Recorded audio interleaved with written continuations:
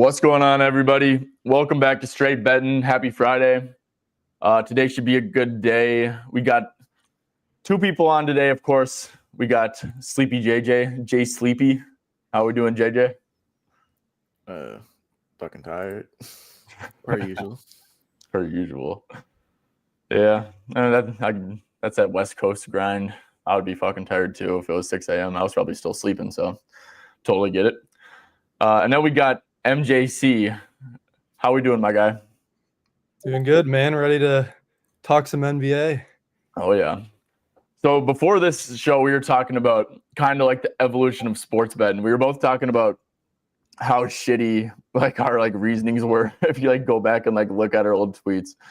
So MJC, I'm just a little bit curious, like what over like the past like maybe past couple of years, especially like this year and stuff though, do you think that you've learned is like a better, started to like incorporate is like an NBA better? I think like when I first started out, a lot of what I did was like trends and hit rates for sure, kind of like a lot of people. But just over the past couple seasons, just being around a lot of sharp people kind of give you different ways to look at, the game. And definitely the last couple of years started using more like projections and stuff and found a bunch of different sites. I see you guys using Props Madness. I definitely need to get on that. I haven't really seen it until I saw you guys pull it up. So, but it seems like it has everything there you would need. But yeah, mainly just finding new resources that have more like advanced data, and yeah, just the people around that are super sharp you can always learn from. Yeah, 100%. Just curious, like the projections that you use, are they like minute projections or like point projections, or are they kind of like all of that stuff? A little bit of everything, but I'd definitely say minutes are what I like to use the most because I feel like I usually have a good idea of what each line should be. Just, being in the daily grind of NBA, you kind of learn that pretty quick, but the minutes is what's tough to project a lot. So yeah, 100%. That's one thing that I think I need to do or use is like a minute tool, because I feel like I'm pretty good at projecting like volume based off of matchup and stuff, but it's like the minutes are probably like the most important thing you can project, I would say. And then once you can have like a good and pretty accurate minute projections, right, you can kind of just see what their averages are per minute and like deem if it's a good matchup, maybe like players are missing, and you can use the NBA on-off tool right here and just like take a dude off the court. By the way, I was kind of looking into something. I think MJC, I think you kind of know what I was looking into, taking Donovan Mitchell and Karis LeVert off the court. But yeah, no, minute projections I think are super important. And I guess one last thing I want to ask you, like if you like look back at your old stuff, and what would you say, like what do you not use anymore that you used to use? Would you say like it's like the trend stuff, or? I still like to use the trends, but definitely not as high of an like. It's not as important as I used to think it was. Yeah, I think it's more just like I like to really look at like players and who have kind of like not hit their lines lately when like not many like variables have changed. So I feel like now a lot more of my betting is like kind of like bounce back games, or just like where like the last 5 bettors wouldn't, be looking at. It's a lot of positive regression spots and stuff like that. Yeah, I love that. I love that too. I mean, that's people sometimes like see like last 5 charts, like people who haven't hit it, and I think the exact same way you do. I'm like, well, they're probably going to regress towards the mean, and also like this is like a market, right? Like you don't want to buy Bitcoin at 110,000. You want to buy it at 80,000, right? And that's the same thing with like the props. You don't want to bet on Ja Morant or who's someone who's like you don't want to bet on James. I was looking at James Harden because I like his matchup a lot, but his line's at like 26.5, I think, or was at 26.5. Like his line is like Bitcoin at 110K right now. And yeah, so just like little stuff like that I think is super important. Okay, cool. Well, let's get into some of the props. MJC, you got 4 props, and we were talking about trends. Both of my props are actually trend props from this year. So, yeah, well, kick us off. You got more than me, so let's have you go first. Yeah, I guess I'll kick it off with in the Hawks Clippers game, I got Karis LeVert over 2.5 assists. It's kind of one of those players that I've bet on a ton over the last couple of years. Last year, he was a wagon. Like his RAs, I took a ton. But being traded to the Hawks, coming off the bench, probably sees 25 to 30 minutes. It's just kind of one of those lines where I think it's too low for a guy like him. I think I've taken him like 3 or 4 times since he's got traded. And the first few times his potentials were there, but the teammates just could not knock him down. And I kind of stuck with it and cashed on him the last couple times. But his line creeped up to 3.5 the past few games and he missed.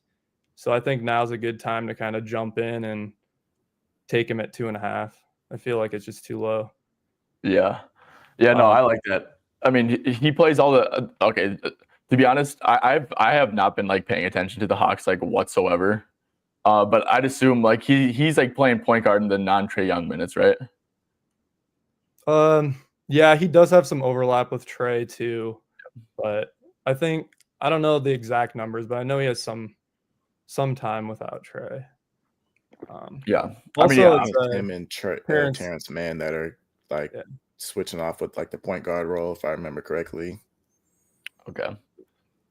Well, Terrence Mann's not a point guard, so it's like I guarantee you, Terrence Mann isn't like actually like creating like looks for people, No, he's actually been running pick and roll.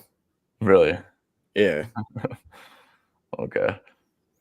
I wonder how that's gonna go. Yeah, no, I do agree. Like Karis LeVert's a good passer. I mean, let's see. I want to like look at his like if I remember correctly. Yeah, I mean he was crushing this line with the Cavs and stuff. Mm-hmm. And now he's playing more minutes. He's he's playing like 30 minutes or so most games. And yeah, he was playing more off ball, I think, too. Yeah.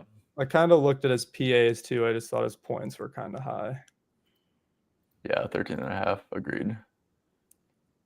He's had some good games, but some like very efficient shooting games and stuff from deep, especially. Mm-hmm. So it's like stuff like that. JJ, what do you think about LeVert assists? Kind of like you said, I haven't watched a ton of Hawks as well, so it's hard to say with LeVert passing, but I mean, like last year he was a wagon. I know he is a great passer. That's like that role player passer type of player, but I think it's a solid bounce back spot for him, honestly. Yeah, no, it's like Karis with like a 30-minute role feels like a 3.5 assist line guy. And I think that's that kind of like where you're getting at. Yeah, I think so. Yeah. He was on the injury report a couple days ago with a finger injury. I think he's good to go, but I don't know, maybe he's less aggressive and looking to pass. Yeah. And I think Trae Young's questionable too. So maybe Trae Young, if Trae Young randomly gets ruled out, I always like, I mean, you don't bank on that stuff, but that stuff's always like, in the cards with like NBA, right? I mean, that's why I struggle taking unders so early in the day. Just like you never know with like these NBA injury reports, like taking overs, especially on someone who, has the teammate on the injury report where if they just like randomly didn't play, it's like this line is like almost free. So I think that's another good little out that's in this play. Looks like Young is probable. Yeah. Okay. So you need the NBA to really start bullshitting. But yeah, no, I like that. I agree. I just think that LeVert 30 minutes should be like a 3.5 line. Okay, cool. Let's move on to my play. I'm taking Julius Randle over 17.5 points against the Magic. Let's see. I guess this line was plus 102 when I gave it out. Now the best price is at DraftKings minus 105. And yeah, this one's simple. We know the Magic, right? Fewest points allowed to spot up, third most to post up. eighth most to isolation.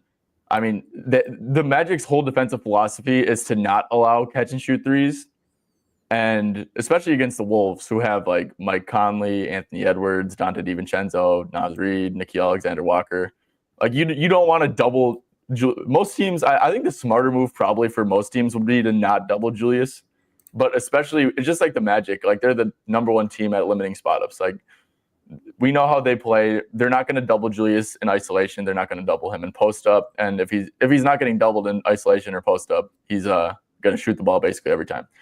They already played once. He had great volume, shot the ball 16 times, had 6 free throw attempts as well, 23 points. I mean, overall 17.5 for Julius Randle. I think he's over. Yeah, he's over in 59.3% of games. If you do where's field goal attempts, and I think this is like a really good field goal attempt spot. He had 16, so like if you do 12 to 20, then he's over in 32 out of 42. And yeah, I'm just not overthinking this one. Oh, sorry guys, let me quick turn my shit on do not disturb. I always forget to do this. Okay.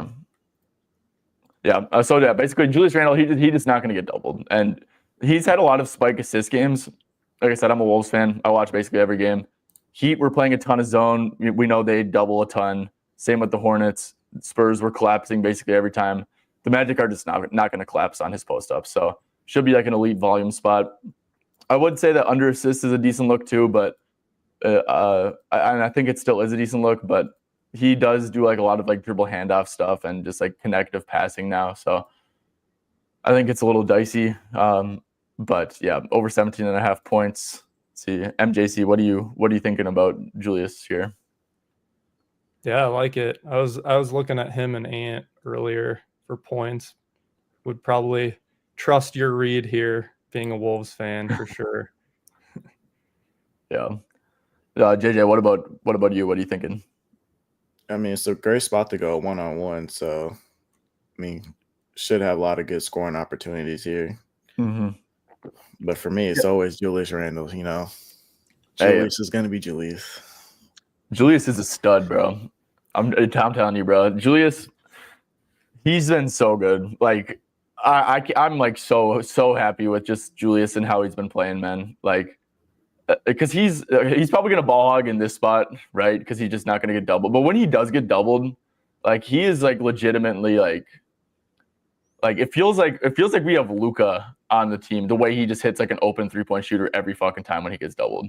Like it's, I don't know. I'm feeling good about the Wolves, man. I bet on them. I had a fair bit of money on the Wolves spread against Denver because I'm just like, dude, we're better in Denver. Like, I don't know. And they won by 20.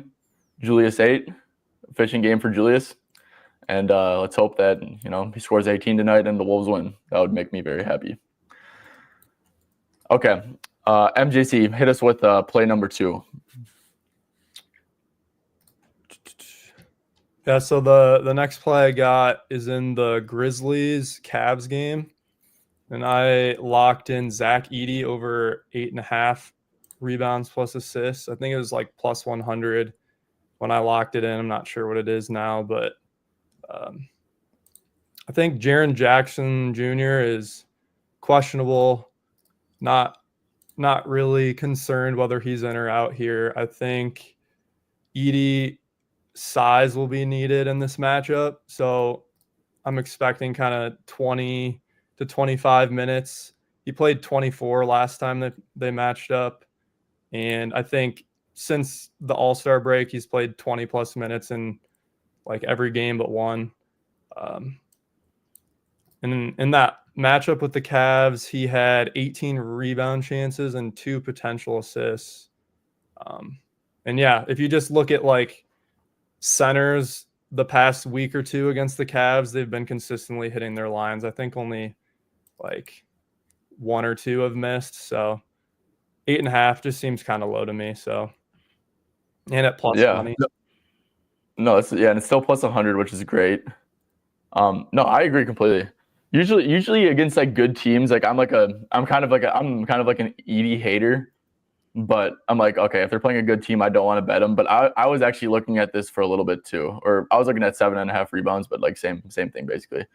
Mm-hmm. Yeah, and I peeped that like he played 25 minutes against the Cavs, and I'm like, well, it does kind of make sense, right? Because what you're either going to play. They don't have Santi Aldama still, who is pretty lengthy. Mm-hmm. They could have Jaren back, but Jaren played in this game too, so it's like it's not even fluky or nothing. And you have like 6'8" Brandon Clark against Mobley and Allen, like, and then Jaren. We know Jaren just doesn't rebound, right? So you need you need some size in there against Cleveland, and 25 minutes against 25 minutes for Edey against anyone, but especially a good team is very encouraging. So yeah, I mean this is 20 to 26 minutes, but if you think that like maybe even you could do like 22 to 26. And then, I don't know, if you project him for like 24 minutes or something, right? I mean, he's averaging 8.5 RA per 20.3 minutes. And then if you like bump that up to like 24 or something, yeah, then it's probably at like 10 and a half or something. And this is an 8.5 line. So yeah, I like it a ton. JJ, do you have any thoughts there?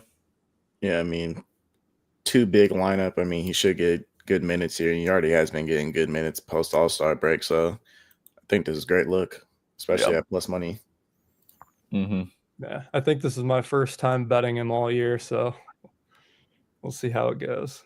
Yeah, Edey's been pretty. I've liked betting on Edey because even his PRA seems a little bit low. I mean, it is a tough matchup to score, but man, like his hit, I can guarantee you his hit rate with like 20 plus minutes is pretty absurd. Yeah.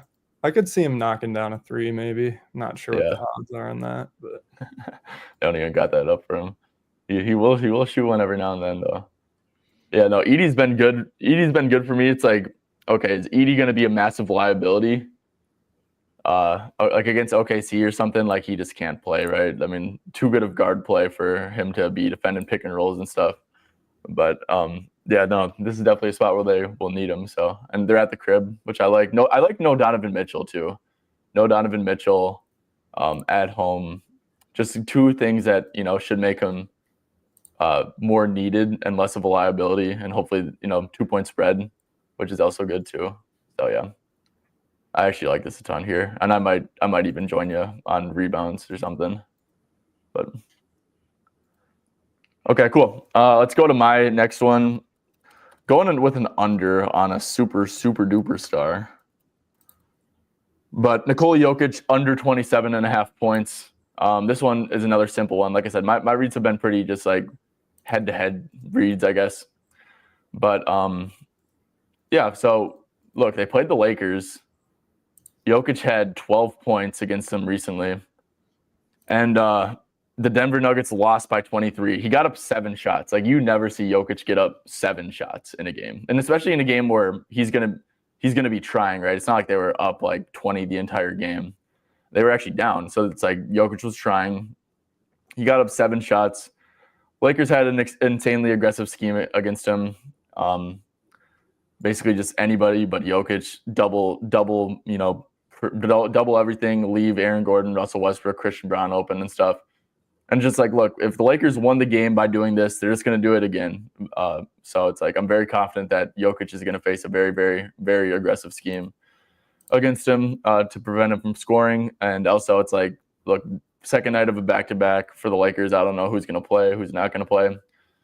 But it's a 14-point spread, right? And if you've ever watched Jokic, just like by nature, when his team's up by a lot, he doesn't like to score. So I think there's multiple outs here for Jokic under. Obviously, how Lakers defended him last game, and it worked, so they should do it again.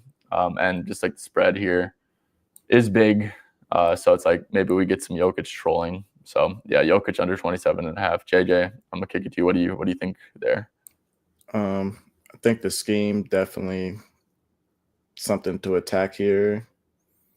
Do you think like their lack of personnel helps as well, like for the Lakers? Well, because I don't think it's gonna be competitive at all. Yeah, I think that helps Jokic like not try to score. Yeah. The Lakers have been lack of personnel, like Jackson Hayes, Trey Jemison, like Koloko, whoever's at set. Like I guess Len does like really suck, but whoever's at the center for them is like they're all kind of like the same player, right? I mean, like they're fine and like at like blocking shots, I guess, but they're not good defenders and stuff. Mm-hmm. So yeah, I think it's just like a scheme thing, and the personnel stinks. Like they know that they can't guard them one-on-one for shit. So I mean, and like it literally worked, right? You won by 23. Just do the exact same thing. You limit him to 7 shots. you let Aaron Gordon, Christian Braun bomb away from deep, Russell Westbrook, all those guys. I think it would make sense for them just to go back to it. So, definitely. MJC, what do you think about this Jokic under?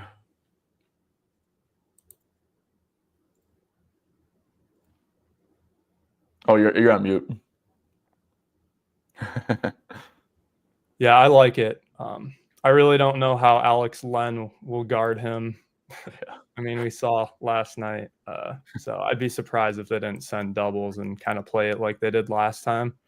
I was actually looking at a Jokic angle. I'm not sure if I'll play it, but his turnovers, they're at 3.5. He's had 6 in both games versus the Lakers. It's just, with a big spread and the Lakers missing a bunch of players, I'm not sure I'll get there, but I was kind of looking at a similar kind of angle there.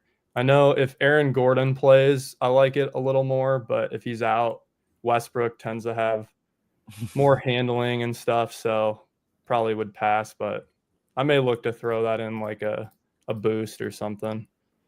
Yeah, Westbrook will do all the turnovers for him. Yeah.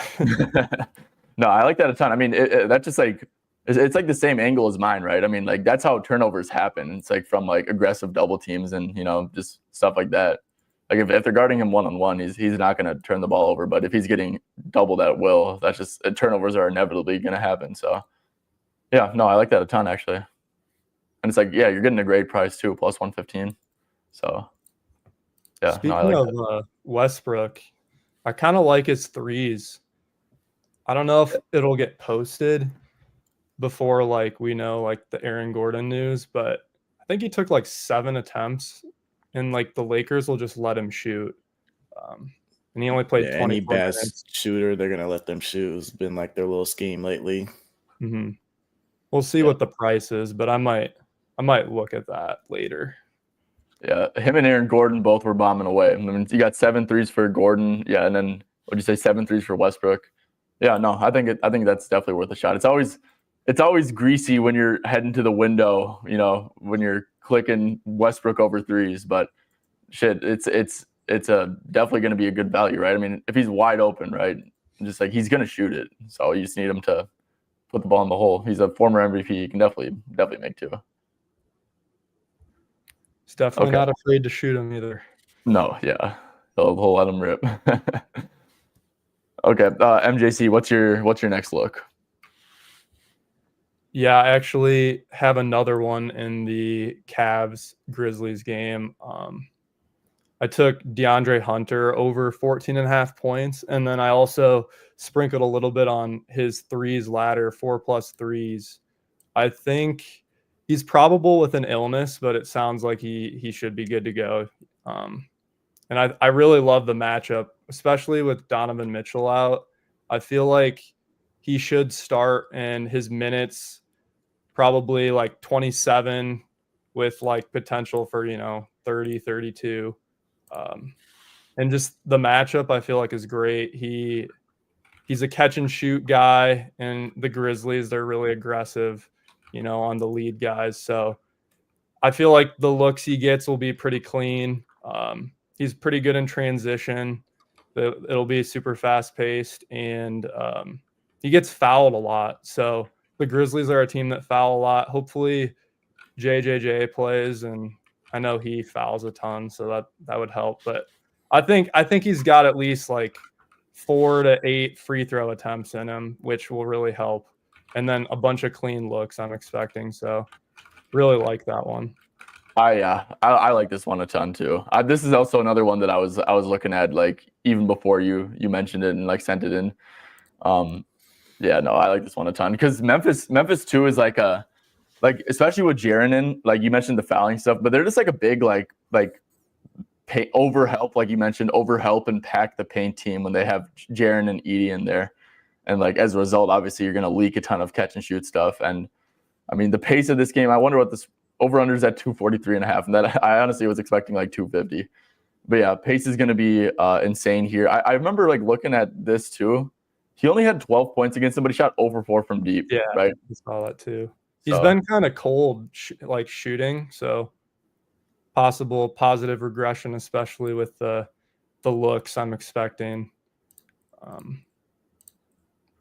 I also think Strus and yeah. Sam Merrill, Mobley threes, they could all get some good looks. It's kind of tough to pick, but I feel most confident with Hunter. Yeah, I do too. Just like without Donovan Mitchell, I mean, Hunter's like a legit, like he's a legit good, like obviously catch and shoot player, but like, put the ball on the floor, like off of like a spot up look and, flow into a pull up mid, attack the cup and get fouled and stuff.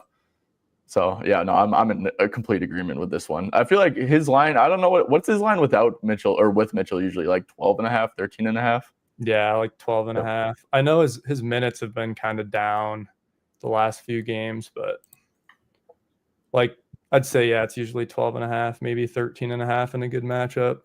Yeah. And then Donovan, I feel like, yeah, Donovan out. And then this is a good matchup, right? And Donovan out. And then it's only 14 and a half. So yeah, I'm in complete agreement here. JJ, you got to take on this one. I know you like to attack Memphis on props. So Yeah, I like DeAndre Hunter in this matchup, and I like Evan Mobley. I mean, just not having Donovan Mitchell there is gonna, a lot of shots go up for both of those guys. I just can't decide which one I wanted just yet. yeah, I didn't peep that Mobley because Mobley will get defended 1-on-1. Obviously, it's Jaren, so it's tough, but it's like 1-on-1 at the end of the day is what you're kind of like looking for. But I didn't peep that Mobley got up 8 threes against Memphis last game. That's crazy. Mm-hmm. Jaren was probably just leaving them pretty wide open. Maybe that could be a little lotto ticket. Mobley over 1.5 threes. Yeah, no, I like that. I just thought the odds were kind of iffy, but yeah, he should get the looks. When you're thinking about like a Mobley threes, you're kind of like looking for like a 0.5 for like -115 most of the time. I feel like. Yeah, no, I agree there. They want him taking threes, especially with the playoffs like approaching. I feel like they're going to want him to keep firing. They're going to need him to be shooting them in the playoffs. Yeah, that's actually a good angle too. I'm sure they are in his ear about that. It's like Evan. It's kind of crazy. Evan Mobley was like the most like passive player last year. Like watching him this year to last year is like completely different. I remember like watching him when he would make like an aggressive move last year. You'd be like, damn, this dude is like really tough to guard. And then he would just catch it with like an easy like, okay, attack him. And then he would just like dribble hand off it, And Kenny Atkinson, he's maximizing the hell out of Evan Mobley, which is great. Okay, MJC, you got one more, correct? Yep. You want me to? Yeah, let it rip. All right. So the last play I've locked in, Zach LaVine over 20.5 points.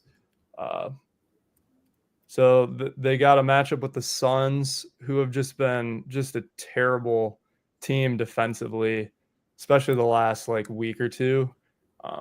Obviously, the Kings just played last night, and I think this line's like a lot lower than normal just because it's a back-to-back, and Sabonis might be back.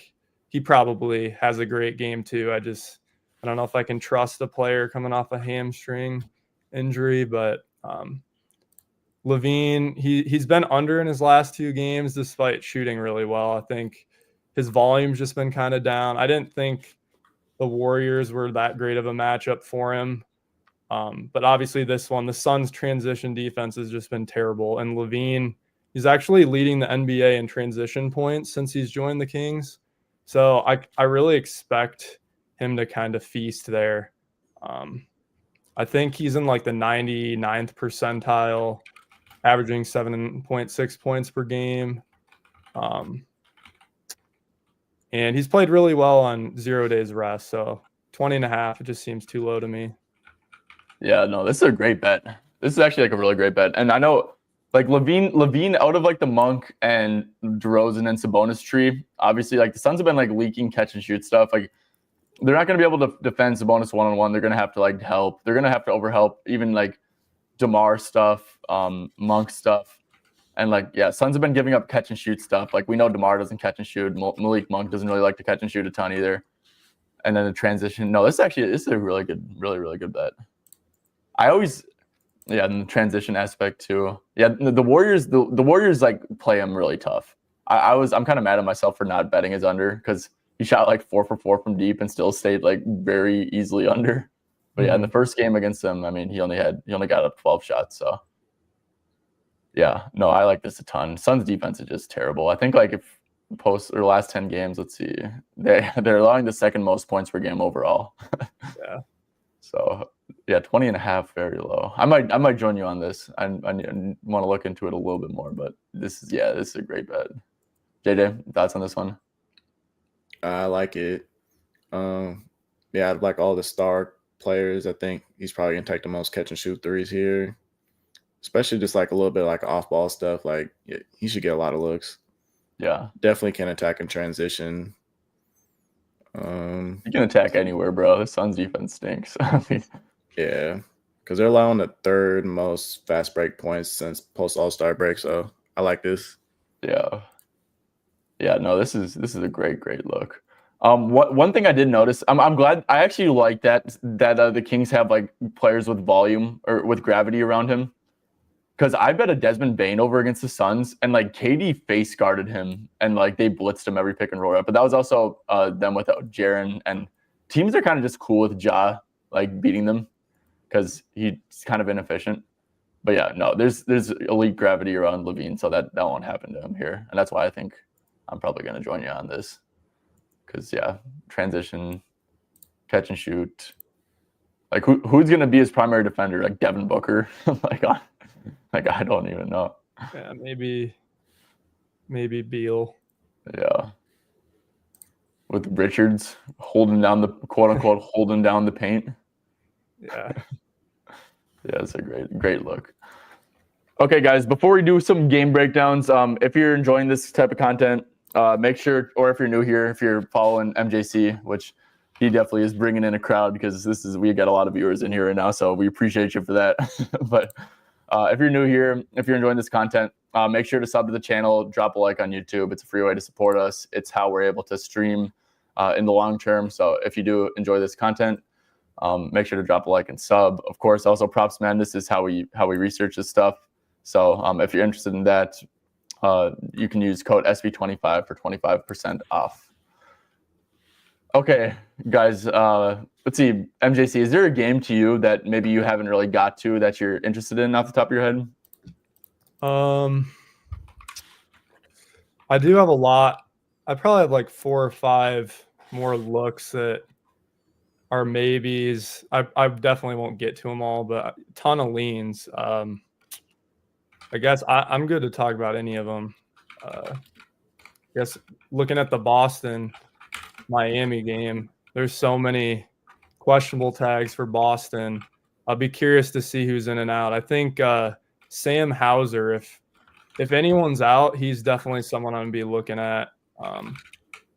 I didn't take him the last time they played, and I think Boston had a few guys out, and I watched him hit 5 threes, and I was pissed. So I don't know if there's a couple guys out, I'll probably be looking at him. Maybe Pritchard, but yeah.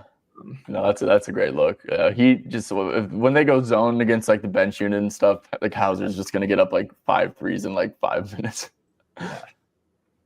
Yeah, no, I like that a ton. I will say I have a lean for this one too. I really struggle betting on Bam because I just like don't trust him for some reason. I don't know why. He's actually been playing really good too, so maybe I should trust him. But Boston like does not give a fuck about Bam shooting like a million mid ranges, and it's been like this since last year.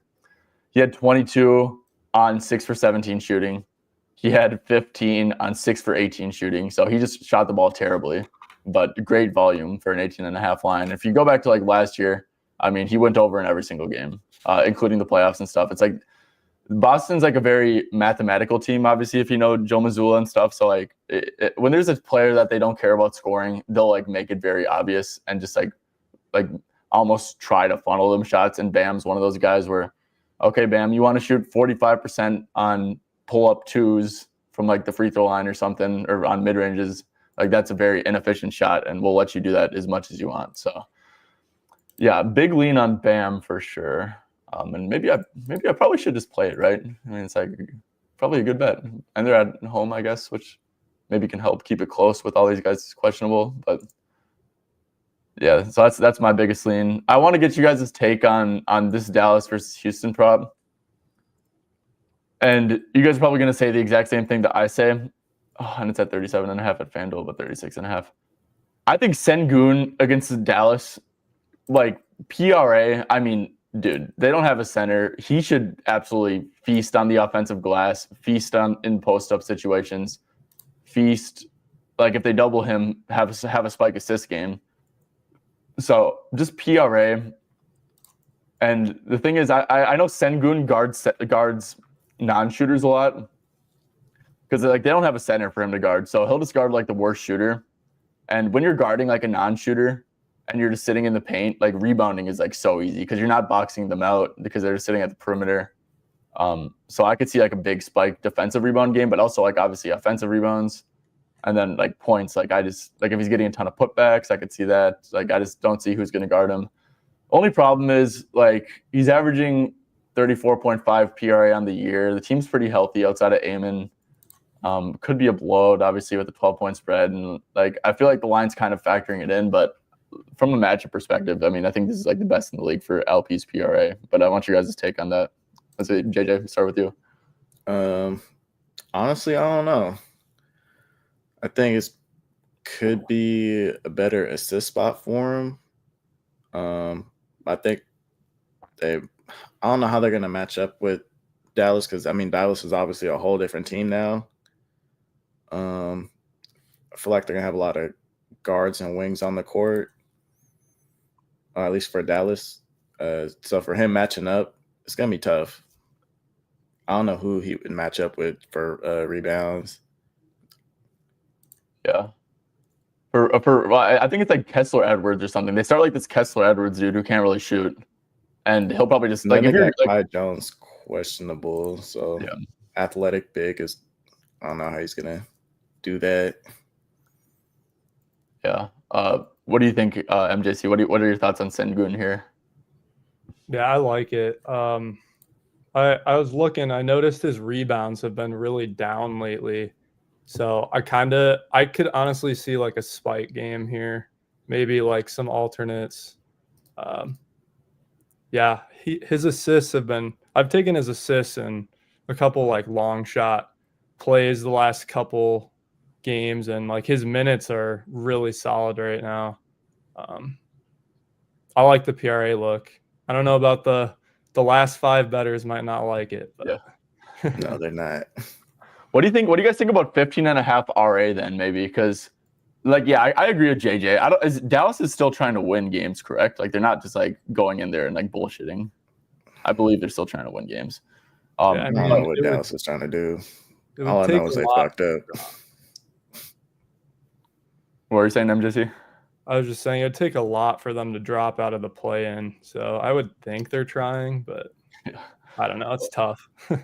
Yeah, I mean, RA would make a ton of sense then at like 15.5 because I mean, yeah, because I mean, every post touch realistically probably should be a double. And I know Dallas is just like, I mean, they're a terrible defense. Like overall assists allowed, 5th most, overall rebounds allowed, 2nd most. Like I also like Tari Eason just like a menace on the offensive glass, and like yeah, I could see him having a great offensive rebounding game here. But I think Books, he's coming off of a good game, which stinks because we're not getting a good line. His line's usually been like 6.5, and it's now 7.5 juiced like crazy. So yeah, I might actually lock in Sengun RA. I'll need to think about it a little bit more, but yeah, maybe just leave the points out, and then because like I think you made a good look or a good point, MJC. Like the spike rebounding game could definitely be coming here. Mm-hmm. No, I Amon. like that. I might jump in on that with you. Yeah. Speaking of Tari, I was actually looking at his props. Again, not really a last 5 trend at all, but his steals are at 1.5. I've been really been getting into the defensive props this year, and 1.5 has been kind of like an auto bet for me, and it's plus money. I would say the matchup's probably not like amazing, but I am tempted by it. The Mavs don't really have a ton of handlers. I could see them turning the ball over a decent bit, but against the Houston defense, Yeah. might be one of those looks I throw in like a boost or something, but I do like that one too. I think it makes sense. I mean, just like blindly looking at this, right? I mean, so he's averaging 1.8 steals per 24.8 minutes. You probably project him for 30 minutes or something. So he's probably averaging over 2 steals, you know? Mm-hmm. And then and then it's like plus money. And for something that you might project him for 2.2, 2.1 steals or something. So yeah, I never really do defensive props, but I'm sure they've been fun. I've been loving betting them. It's just, I feel like a lot of the value that was there early in the season's gone, but I can still find a few every here and there. Yeah, I mean these are like niche props, right? So it's like just like the market's going to be off on them. They're not going to be able to project them correctly. So yeah, no, I think like Amen Thompson being out, I'm not sure if it like helps or hurts, but when there's like a kind of loose ball, it's one less guy you have to worry about grabbing the steal, like, or you know, if there's a bad pass or something. Yeah, I don't know. No. It's like less. He gets a bigger percentage of the overall steal pie. Yeah. Yeah, I was when Tari was out a lot. I played Amen Thompson steals when he was out, and it was hitting like crazy. So kind of the same logic. Maybe that helps. I mean, it's probably not much of an edge at all, but I think it is. And logically, I was like, I think it could help. Yeah, no, I like it. One thing I did lock in while you guys were talking was Luka 8.5 rebounds. Should still get the Christian Brown matchup. So I mean, should be a lot of weak side rebounds. You know, sagging off poor shooters, which is part of their scheme still. 18 and 17 rebound chances the last two without Braun. He had 16 rebound chances against the Nuggets last time they played. I think with like 16 plus rebound chances, he's over in 11 out of 11 games. No LeBron on the court really helps his rebounds a ton. Yeah, this feels like a bad line. And it makes sense too because like I mean if you think about the two people who rebound right on like post AD, it's LeBron and Luka. They both just sit weak side, and like LeBron's definitely going to be stealing rebounds from Luka when he's also in weak side, and like the numbers completely like reflect that. So I mean 11.48 per 36. Luka played 36 in a game they lost by 20, so his floor is probably close to that, right? Yeah, and that playoff seeding is so tight right now. Like they have to play him regardless. Yeah, they got to make sure they keep decent pace there. Yeah, no, I like this. I feel like this feels pretty mispriced, and also I don't even hate his assists at 7.5. Which the only reason I faded the assist because I think they're just gonna let him go 1-on-1. Him and AR, they're just gonna let go 1-on-1, stop everybody else because nobody else can score the ball. Yeah. See, yeah, I wouldn't. I guess what's Luka 9 assists? So yeah, I think RA is a pretty good look too because then you just need especially this 15.5 line, right? Then you need 8 rebounds and 8 assists. Like that feels pretty low for Luka, but yeah, the rebounds too. I mean, can't argue with that with LeBron off the court. Yeah, no, I like that. If they keep it close, I could see maybe a little ladder on that, honestly. Yeah. Mm-hmm. Triple double. Yeah, no, I like that too. I mean, if they keep it close, you'd expect him to get like 10 rebounds, 11 rebounds or something. Yeah. So you got a little wiggle room for blowout too. So I like that too a ton. Cool. Okay. Is there any other things I was looking at? Minnesota. I don't know why they don't have there. I was curious your thoughts on as a Wolves fan. Yeah, let's hear him. So Jaden McDaniels, I don't think he has lines yet, but his rebounds has been kind of a wagon lately. I took it the other night. It was like 4.5. I thought it was just so low. I mean, if it opens around there again, or like even 5.5, I'd consider. But I was curious if you had any thoughts on it. I know Orlando has been kind of struggling rebounding lately. So maybe he gets a couple offensive boards or something. But yeah, I will say, I mean, yeah, that 4.5 was like absurd, right? Because he's playing so much off ball now on defense.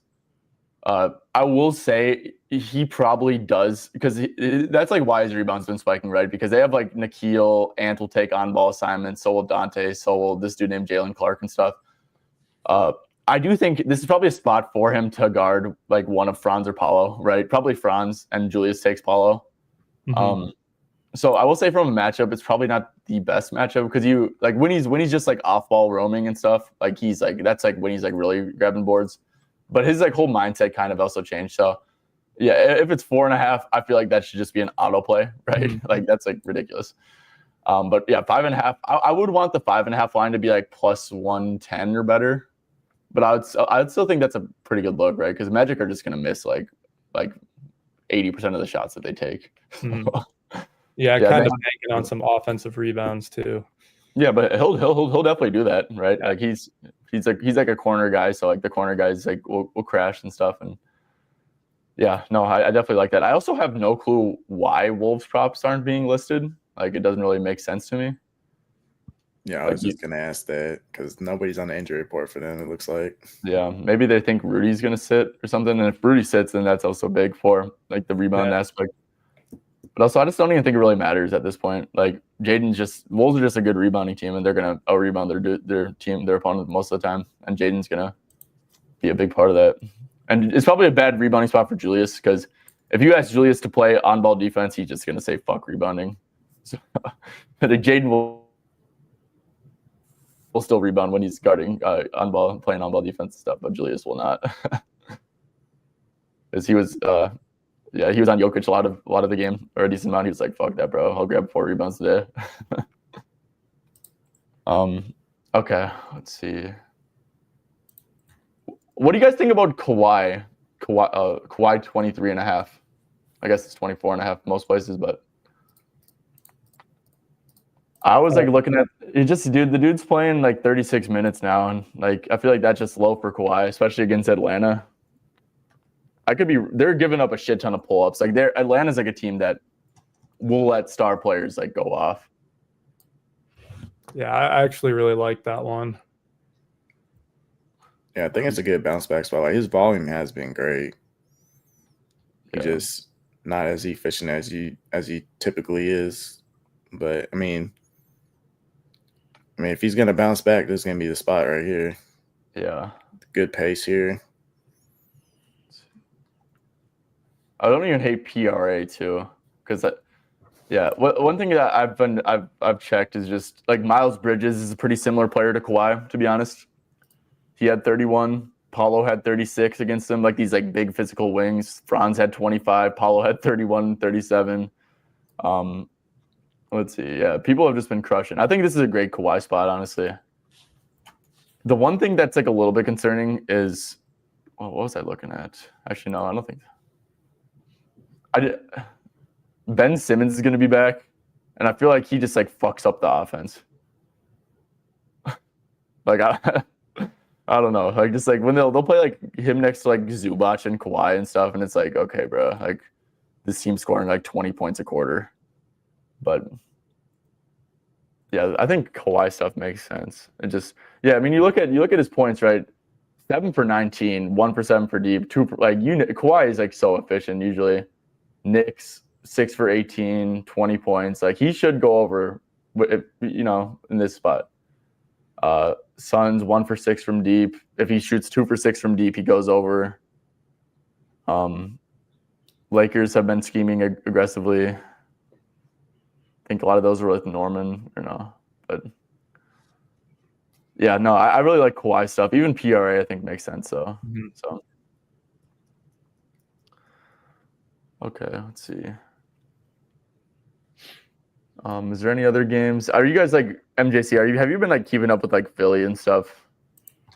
Honestly, it's one of those teams I see on the slate and I'm just like, nah, I'm good. Yeah. I did look at that one a little bit though. I think like I was considering maybe like some unders on Philly, but the lines were just so low. It was kind of tough to get there. Yeah. Especially when they're obviously tanking and they already said that they're going to limit their minutes. Yeah. Don't they have like a top something protected pick so they have incentive to tank? Yeah. Yep. Oh yeah. They have big time incentive to tank. Yeah. I think I kind of was looking at Oubre unders maybe, but lines are pretty low. They don't really have many guys that can create. Yeah. I kind of liked Miles Turner blocks. I might sprinkle on his alternate lines. I didn't love the odds for his 2+, but I think they're going to get blocked a ton. They have been lately. Gonna play like Ricky Council. Ricky Council just like literally like puts his head down and like shoots it no matter what. Like he's actually, I feel like just like watching him play a few times, I feel like he's like a great like opponent block person. Yeah. And he played like 30 minutes or so. I was looking at Miles Turner, 15.5 points. Look, if Drummond plays, it's just Drummond's questionable, and like what is he gonna play like 20 minutes or something? So it's like, but Drummond's like such like eats. He's free eats. Yeah. On the defensive end. So, but yeah, it's like what you're gonna get 20 minutes of that, and yeah. I just like don't really see how it's not a blowout. What about the Spurs with no Fox? Looks like Chris Paul's minutes are starting to come down, but yeah, Spurs with no Fox. I mean, Stephon Castle's probably. Yeah, him and Vassell should have a ton of usage here, I would think. Yeah. I guess I haven't really even looked into this, but we could go to Spurs, take Fox and Wemby off the court. I know Keldon's been just going crazy lately too. Yeah. Yeah. Oh yeah, he's gonna get another huge usage bump too. De'Aaron Fox. Do you guys know what the Spurs injury report's looking like besides Fox and Wemby? Just Bassey. Yeah, just Bassey. Okay. So that should be just more Biyombo minutes, I would think. So Vassell is averaging 18.5 field goal attempts per 36. I wonder if there's any assist guys. Like Blake Wesley. Blake Wesley's actually been dropping dimes, I guess. Does he have lines? Probably not. Yeah, no. Let's see. Oh, yeah, Harrison Barnes. I mean, like the Spurs are like officially tanking, right? So, once you shut down Fox, it's like, okay, well, there makes no sense for Barnes to play more than 25 minutes or something. But the Hornets, I know they play really deep drop coverage with Mark Williams and they also like they kind of actually just protect the paint. Like I think less than 10 feet, yeah. They don't really allow shots like within like close to the paint, but it's like the mid range, the pull ups and the catch and shoot threes that they're really giving up a ton of. So I think Vassell could actually make sense at 18.5. I mean, let's see. He played 34 minutes last game, and he's like a young guy who you want to develop and stuff. So I think Vassell could make sense. Obviously, you got Castle, who should have like a green light to just shoot, but 19.5. I don't know how I feel about that. Yeah, I think once they release Keldon props, then I'll make a decision on what I want there in that game. Yeah, Keldon makes sense. Hopefully the books don't just give him some crazy high number. How often do you see Miles Bridges line ahead of LaMelo's? That's crazy, bro.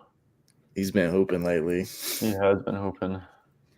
Give his rebounds a look. I was looking at that earlier. Yeah, Bridges. Oh, yeah, against Spurs. Yeah, Spurs have been getting crushed on the glass.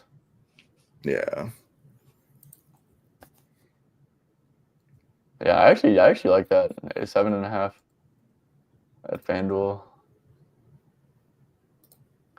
Mark Williams is probably in a pretty good spot. But yeah, I don't really like betting on Hornets a lot. Let's see, have the Spurs still been leaking catch and shoots? They have been. So catch and shoot guys against the Spurs, and I think it's like less than 10 feet. They've been getting killed too. Yeah. So it's just like everything but pull ups. So it's probably I've known that they've been like blitzing a lot. Yeah, they've not been allowing pull ups. So probably not great for LaMelo here. Maybe LaMelo like assist stuff could make sense. So 7.5. Yeah. I guess I'm just always like scared to bet on overs on like tanking guys who like it would make sense for like them to randomly play like 25 minutes, you know? Yeah. But Toronto, Utah. Have you guys been following Toronto and their tank fest? A little bit. I know AJ Lawson's been hooping. AJ Lawson. Yeah, dude. Okay, well, I don't really have anything else to go over personally. Guess we can quick do a recap of all the plays we gave out. MJC gave out Karis LeVert over 2.5 assists. I gave out Randall over 17.5 points. Edie over 8.5 rebounds for MJC. Also Hunter over 14.5 and Levine over 20.5 points. And then I also gave out Jokic under 27.5 points. And then JJ gave out Luka over 8.5 rebounds. So yeah,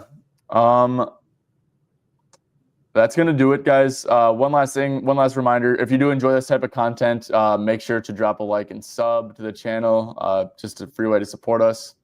And yeah, MJC, you got anything to plug or anything to say before we head out? Yeah, I mean, MJC Locks on Twitter. Give me a follow. I post all my bets and research in First Class Discord. Right now, it's me and Millie Props holding it down for NBA and Professor posting his cheat sheets. But yeah, thanks for having me on, guys. This was a ton of fun. Yeah, no problem. Welcome back anytime. It's always fun just chopping up hoops, chopping up gambling. I think two things we all love, hoops and gambling. But yeah, cool. Yeah, make sure to follow him on Twitter too as well, obviously, guys. MJC Locks, just no spaces. Okay, cool. Jay, did you have anything before you head out? I think there's gonna be a good little slate. I think there's gonna be a lot of like fun little role players to bet on tonight. Yeah, for sure. Big slate too. So yeah. All right, guys. We'll see you actually tomorrow. I'll be live tomorrow, but Sunday I'm not sure because, like I said, I am driving down to Charlotte because I have to move and all that shit's gonna get confusing and stuff. So yeah, tomorrow for sure. Sunday I'll drop a tweet if we're gonna be live or not. So yeah. All right. Thank you guys for tuning in. You guys have a good day. Best of luck on your bets.